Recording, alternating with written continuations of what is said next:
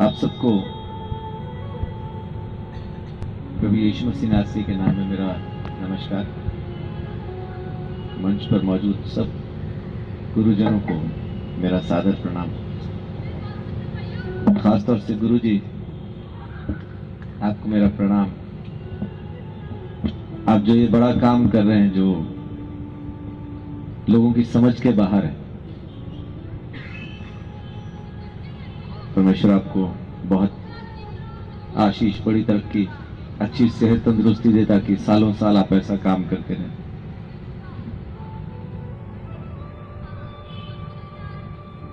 ये सभा जिन दिनों में होती है, उन्हीं दिनों में हमारा भी एक जो बड़ा फंक्शन होता है, जिसको हम क्रिसमस कहते हैं, वो भी इन्हीं दिनों में होता है। सो प्रभु यीशु मसीह जमीन पे क्यों आए, आज मैं थोड़ा सा आपके साथ बात करना चाहता हूं, क्योंकि जब हम धर्म की बात करना शुरू करते हैं तो फिर वो बंट जाता है। इंसान नहीं रहता, बल्कि वो हिंदू हो जाता है, मुसलमान हो जाता है, सिख हो जाता है, ईसाई हो जाता है। वो इंसान बना नहीं रहता। और इसी वजह से ये नफरतें, ये दूरियां, ये सब कुछ इसी वजह से, क्योंकि इंसान नहीं रह गया, हिंदू मुसलमान सिख ईसाई बन गया। अभी हम आ रहे थे तो रास्ते में ट्रैफिक पुलिस लोगों को रोक रोक के चालान कर रही थी। अगर कोई चालान होता है तो उसका जुर्माना जरूरी है। बिना जुर्माना भरे आप अपने उस वाहन को आराम से चला नहीं सकते जिसका चालान हुआ। बिल्कुल ऐसा ही हमने भी परमेश्वर के खिलाफ कानून तोड़े हैं, रोज तोड़ते हैं। हमारे खिलाफ भी चालान परमेश्वर के सामने मौजूद है। बिना दाम चुकाए आप वहां से आजाद नहीं हो पाए। कभी कभी हमें लगता है कि हमने कोई गुनाह नहीं किया, हमने कोई पाप नहीं किया, हमारा मन तो बहुत अच्छा है। एक रोज मैं भी ऐसा खड़ा था, पुलिस वाले कागज चेक कर रहे थे, तो एक भाई आया जल्दी से कि मुझे थोड़ा जल्दी है, मेरे पास तमाम कागजात मौजूद हैं, मुझे जाने दें, मेरे पास सब कुछ है। एएसआई साहब बड़े आराम से उसकी तरफ मुड़े और मुड़ के उसको कहते हैं कि तू बाइक पे है ना? वो बोलता हाँ जी मैं बाइक पे हूं। तो एएसआई साहब ने बोला मैं तेरा 72 चीजों के लिए चालान कर सकता हूं, जिसमें से एक चीज यह है कि तू स्लीपर पहन के बाइक नहीं चला सकता। मुझे भी पहली बार पता चला, शायद उसको भी पहली बार पता चला होगा। तो वो खामोश हो गया, चुपचाप खड़ा हो गया, क्योंकि उसको पता चल गया कि मेरा चालान हो सकता है। कभी कभी हम भी इसी वहम में जी रहे होते हैं कि मैंने कोई गुनाह नहीं किया, मेरा मन साफ है, मैं परमेश्वर के सामने सही हूं, लेकिन हमें पता ही नहीं कि स्लीपर पहन के चलाने से चालान कट जाता है। जाने में अनजाने में सुबह से शाम तक हम हर रोज कुछ ना कुछ ऐसा कर रहे हैं जो उसके सामने दंडनीय है, जो पाप है। और बाइबल हमें बताती है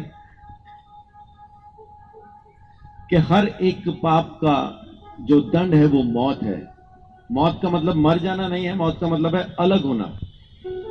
अक्सर झगड़ा हो जाता है तो कहते हैं तू मेरे लिए मर गया, मैं तेरे लिए मर गया। मरता वहां कोई नहीं, ये अलग हो जाते हैं। अलग होना ही मौत है। तो पाप का दंड मृत्यु है, मतलब कि वो परमेश्वर से हमेशा के लिए अलग हो जाएगा।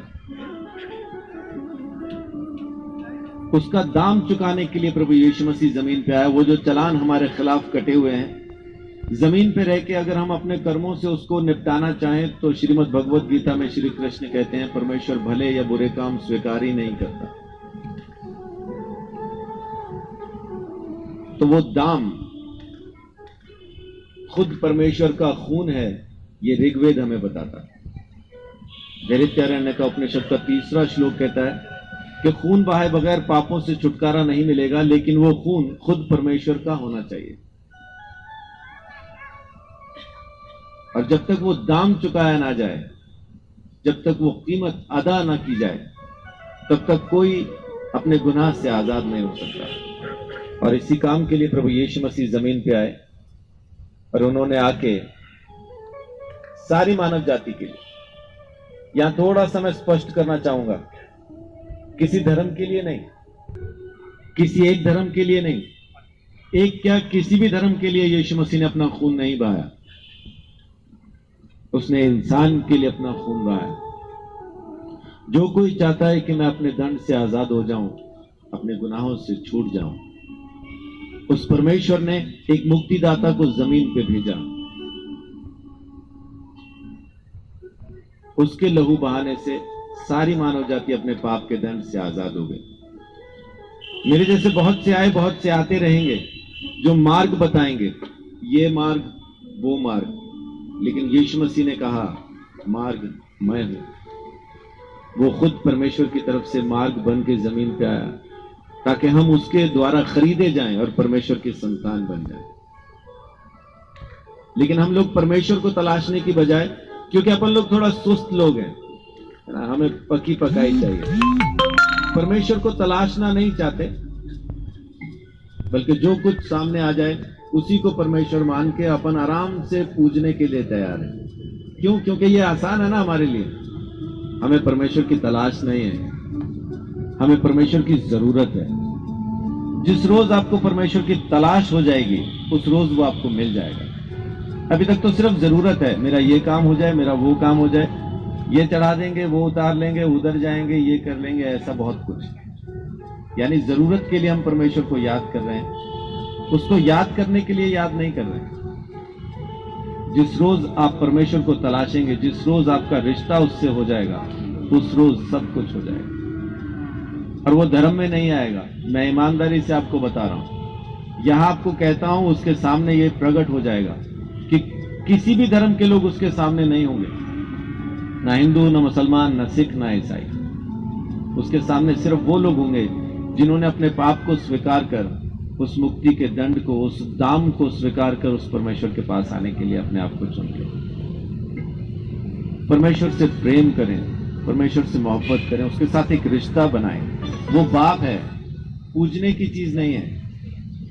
उसकी सुन के, उसकी मानने के लिए हमें उसके पास आना है। परमेश्वर को हम सब मानते हैं, अब परमेश्वर की कौन कौन मानता है, वो उसकी संतान। परमेश्वर को मानना और परमेश्वर की मानना, इन दोनों में जमीन आसमान का फर्क। जिस रोज आप परमेश्वर की मानने लगेंगे, उस रोज सब सही हो जाएगा। फिर आप धर्मों से और सब चीजों से निकल आएंगे, फिर आपको कोई परेशानी नहीं रहेगी। फिर आप ये कह नहीं पाएंगे कि मैं हिंदू हूं या मुसलमान हूं या सिख हूं या ईसाई। मुझे अक्सर लोग पूछते हैं कि आप लोग, मुझसे पूछा जाता है कि आप ईसाई हैं, तो मेरा जवाब होता है बनने की कोशिश कर रहा हूं भाई। अभी तो ढंग से इंसान भी नहीं बन पाया, बाकी बनना तो दूर की बात। जैसे जैसे आप उसको जानते जाएंगे, वैसा वैसा आप उसके जैसे होते जाएंगे। तो परमेश्वर का हम सब के लिए एक ही प्लान है, एक ही योजना है कि हम होते होते होते, बनते बनते बनते, बदलते बदलते बदलते उसके जैसे बन जाए। आज मैं यही संदेश देना चाहता हूं कि परमेश्वर ने अपने मुक्तिदाता को, अपने बेटे को जमीन पे भेजा, जिसने दाम चुका के, अपना खून बहा के संसार के अंदर से पापियों को खरीद के परमेश्वर की संतान बनाया।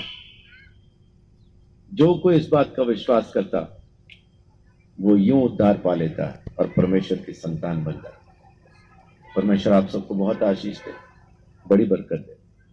बहुत बहुत धन्यवाद मुझे समय देने के लिए।